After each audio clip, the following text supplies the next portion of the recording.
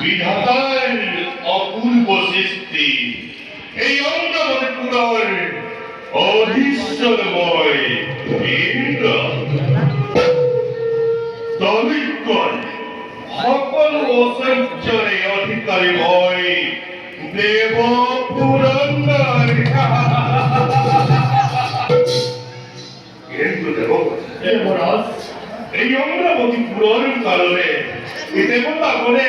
ইমান যে কষ্ট ভোগ করিছু পারে পারে দৈত্যর লগত রণত হারি পরে পরে করিছু গমন একমাত্র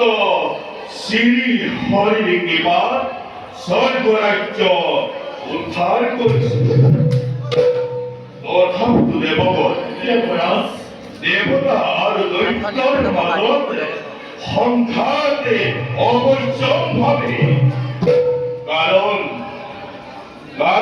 এই অমরাবতীপুরের সৌন্দর্য আর সম্পদৰ গৰাকী হবলৈ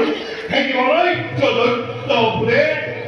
পাৰে পাৰে দেৱতাৰ ভোগ কৰিছে বিকৃত গতিকে সদা অষ্টম হৈ থাকিব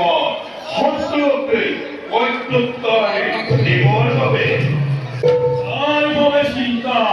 নকৰিবলৈ পৰা শক্তিগৰ্ভে মুক্ত হৈ বিদুষ্ট দানৱীয় কাৰণে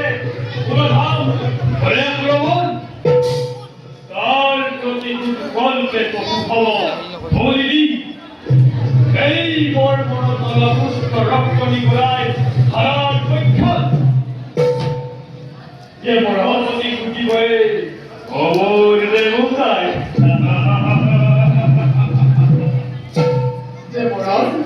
অগ্নিৰ পৰমৰ কথা আপোনাৰ নহয় অপীড়িত অগ্নি বৃষ্টি কৰিছৰ